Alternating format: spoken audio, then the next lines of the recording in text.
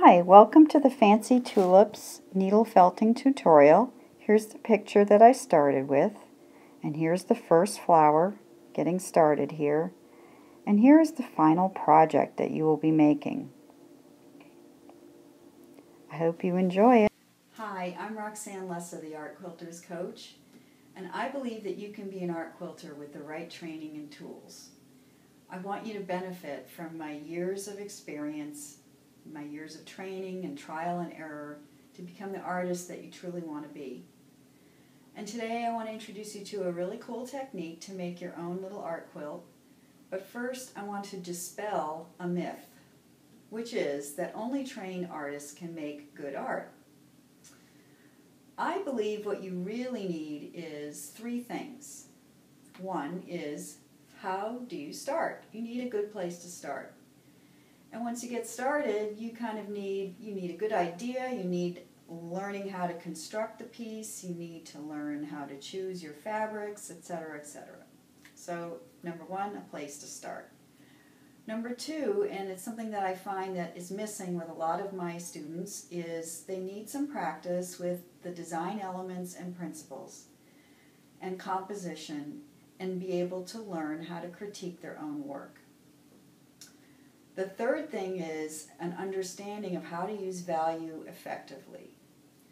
Most people don't do that with their work, and it makes your work sort of flat and boring.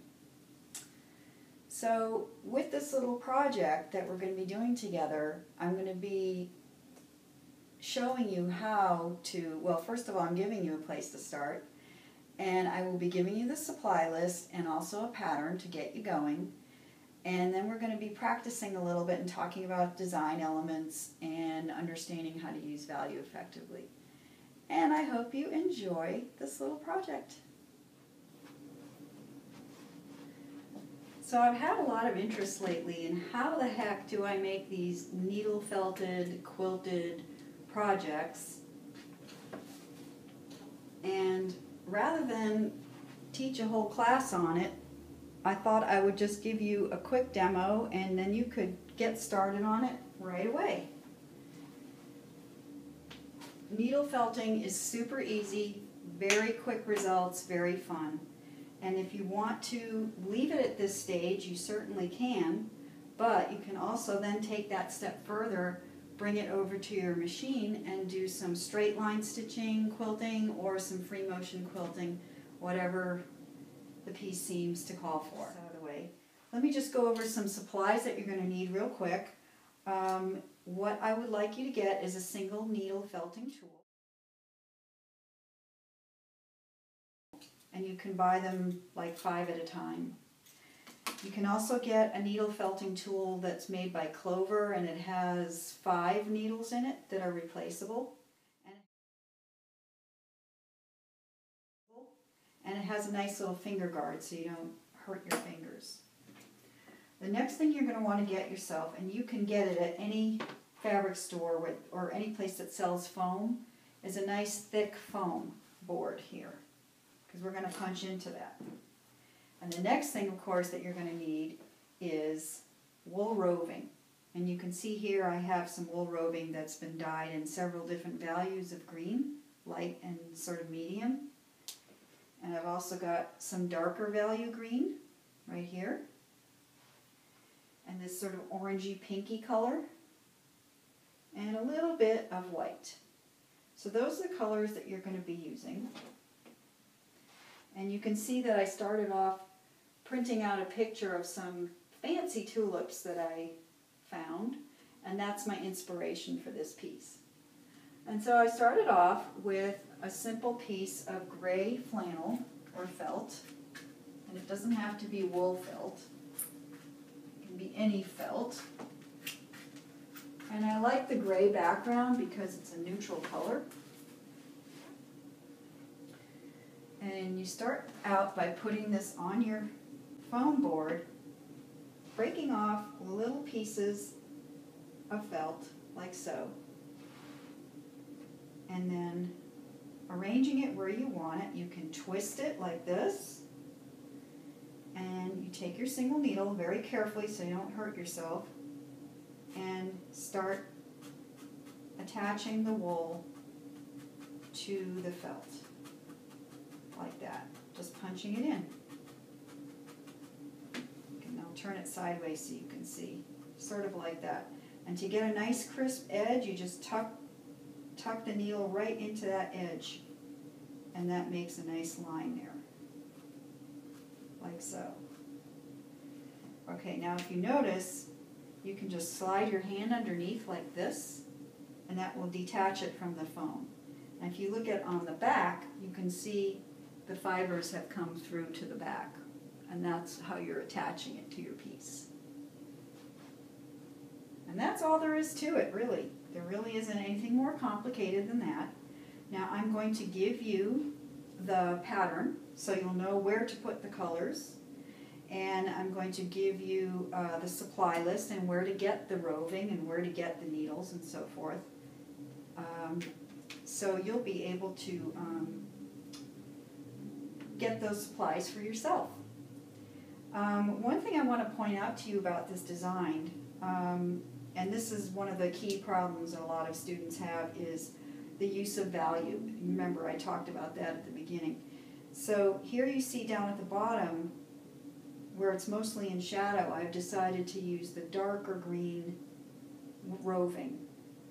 And it's important to have a good range of values in all of your work. So I've got sort of medium dark down here, sort of a medium value here, and then the white and the light green are the lightest value that you see here. I'll give you a little close-up view. So you see, it gives a little more depth and interest when you've got all these different values included in your piece. If it's all the same value, it tends to look flat and boring. And we want to avoid that at all costs. One of my private coaching students, let's call her Lisa, she had a real problem with this.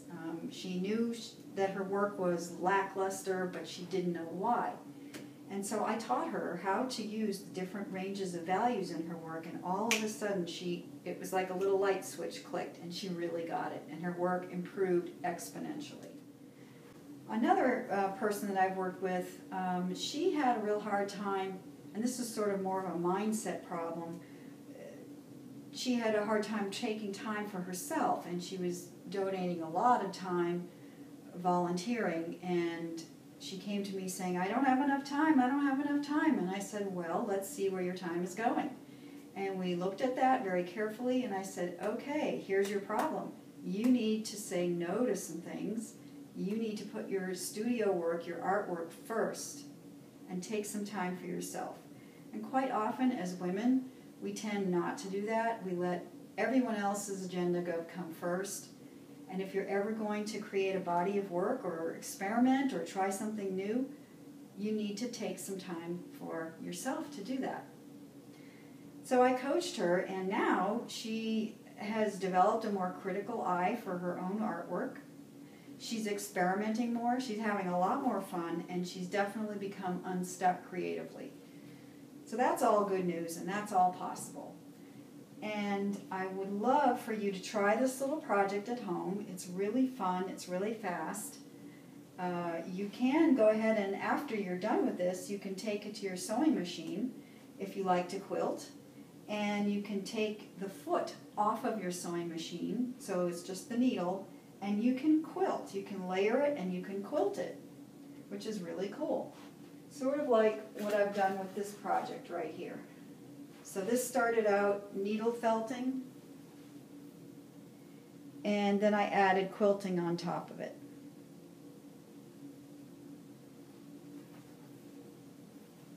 And that's what I like to do, but you might like to try something else.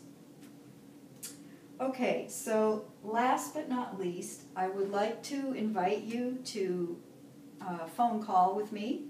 It's a free 30-minute phone call, and I call it the Get Creative Call.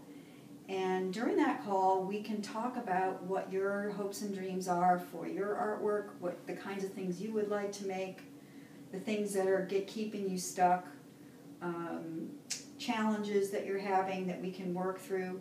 And I would really like to get on the phone with you and talk about how to work with me and what your challenges and problems are so that I can help you with those.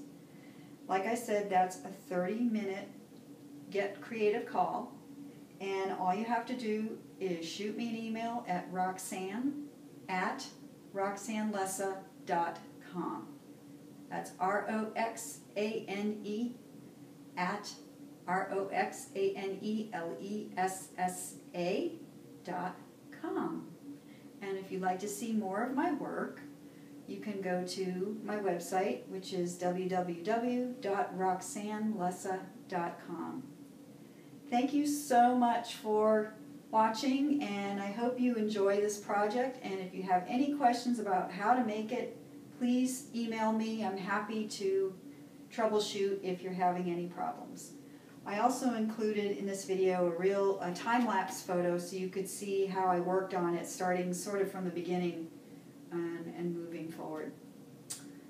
That's it. Happy art quilt making, and I hope to talk to you soon.